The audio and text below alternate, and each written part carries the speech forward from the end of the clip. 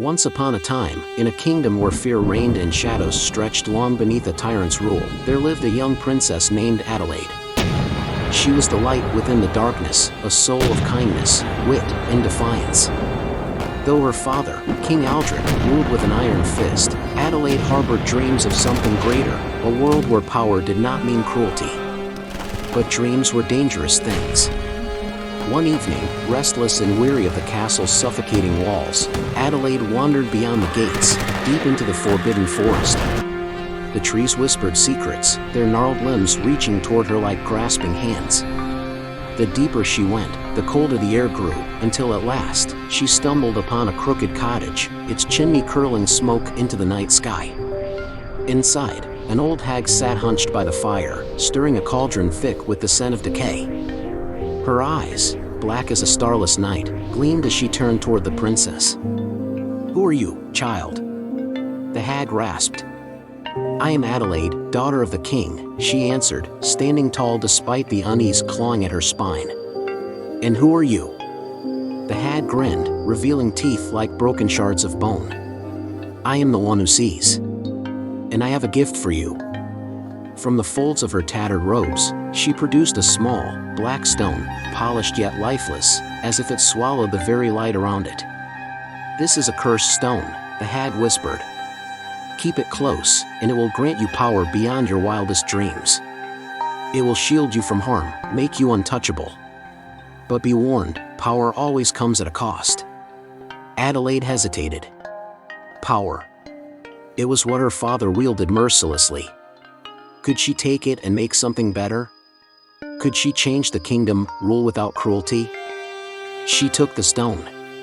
As she turned to leave, the hag's voice coiled around her like a snake.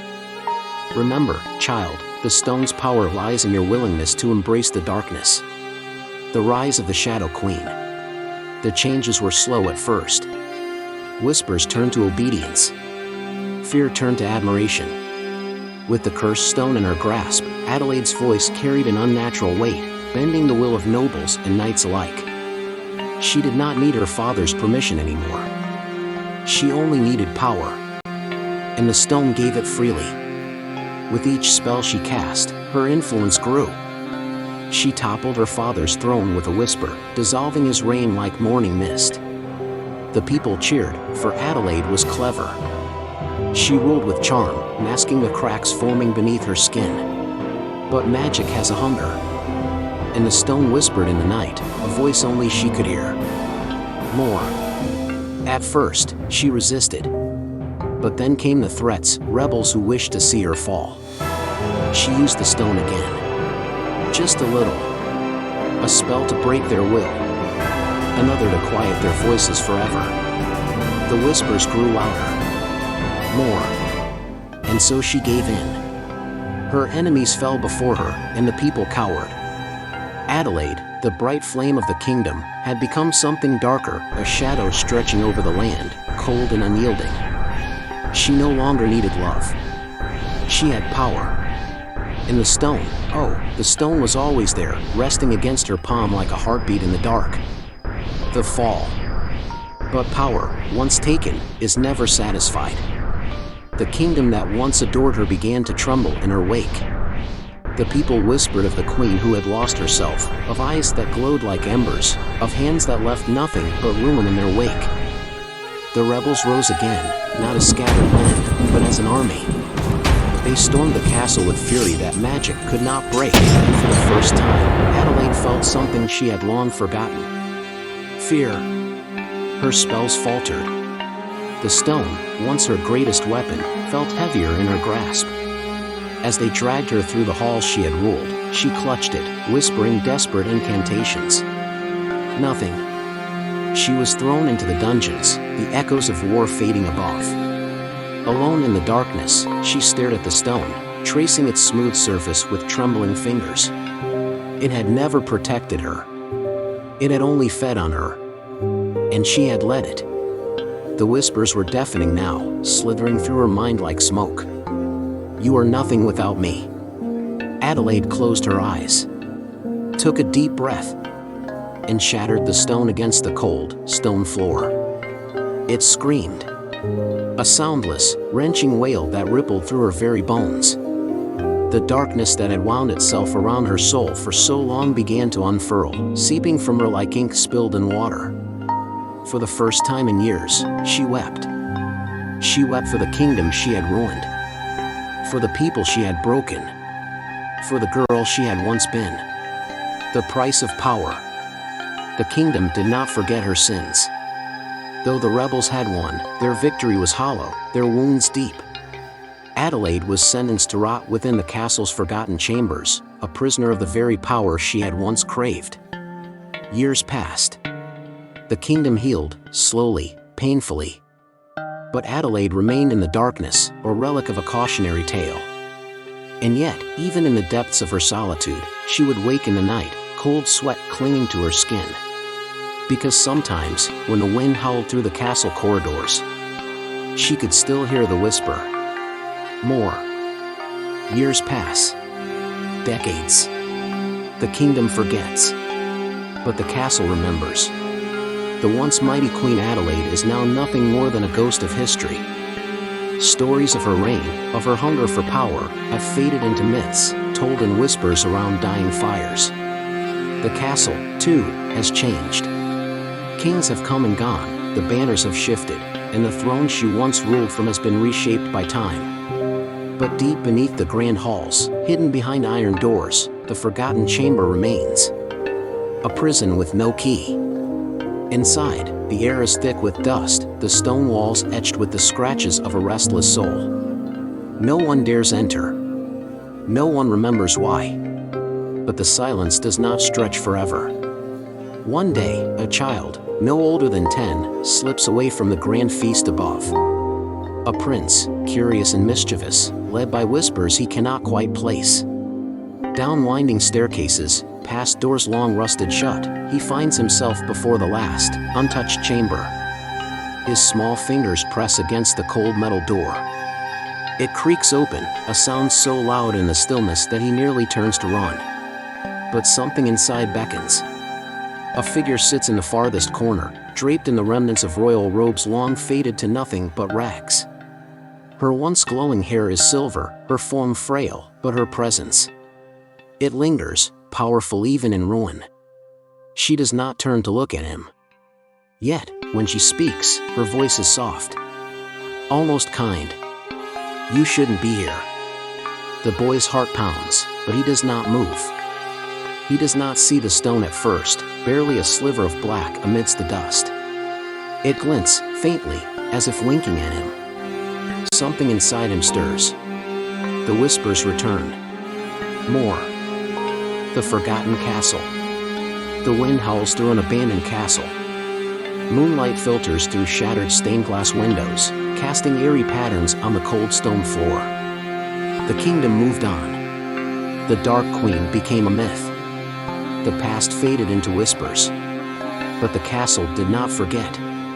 Deep within its crumbling walls, shadows stretched where no light should reach. The air was heavy with something unseen, waiting. Because power does not vanish. It lingers. A faint glow. A grand, dust-covered chamber. The throne stands empty. On the floor, buried in time's decay, a small black shard of stone pulses faintly, as if breathing. The cursed stone was shattered, but not destroyed. A fragment remained. Small. Silent. Forgotten. But even forgotten things can whisper. And late at night, when the castle stood silent, the shard called out. It waited. And one day, someone answered. The curious heir. A young prince, no older than 10, wanders the castle halls, his flickering candle barely piercing the darkness. Prince Edric did not believe in old stories. He did not fear ghosts or curses. But something led him here, through the silent corridors, to a door rusted with age. A door no one had opened in generations. A door that wanted to be opened. The awakening. The prince's hand hovers over the rusted handle. Beyond the door, the air is thick, suffocating. The darkness is alive. The boy should have turned back. The castle held no warmth here. The room beyond was a relic of the past, frozen in dust, untouched by time. And in the center, a small, black shard. A whisper curled through the air, soft as breath. More. The stone remembered. The first whisper. The prince kneels, brushing away dust. His fingers graze the cold shard. Instantly, the room darkens. The touch was light, barely there. But the moment his skin met the stone, the castle breathed. The torches flickered. The shadows shifted. The whisper, once distant, became clear. More. The voice was not his own. And yet, it felt familiar. The cycle begins again. The prince clutches the shard. The room trembles. The whispers surround him, growing louder, urgent, eager, hungry. History does not die. It waits. It chooses. The boy did not scream. Not when the shadows coiled around him. Not when the voice in his mind merged with his own. Not even when his heartbeat quickened, and a slow smile curved his lips. The whispers stop. The stone pulses. And in the silence, the Dark Queen's name stirs once more. The curse had found its next heir. The curse broken. A choice unmade. The prince stares at the shard, the whispers pulling at him, promising. He takes a slow breath. It would be so easy. So easy to take. To become something more. But then, he remembered the stories. Of a queen who lost herself. Of a kingdom that suffered. Of a curse that never let go. The whisper turned from a promise to a trap. The last light.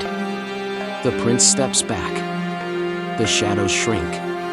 The whispers hiss in protest. The boy did what no one before him had done. He refused. The castle trembled. The stone dimmed. For the first time in centuries. The whispers faded. The end of a curse. A final beam of golden sunlight filters through the chamber. The shard lies lifeless, its power gone. The stone had waited for another. It had believed it would always find one. But not this time. Not him. The boy turned. He left the past where it belonged. And as he stepped into the light, the darkness stayed behind, breaking over the castle. The past is finally at rest. The cycle continues, dark ending. The prince succumbs to the curse, allowing the darkness to return. The curse broken, he resists temptation, and the cursed stone finally loses its power.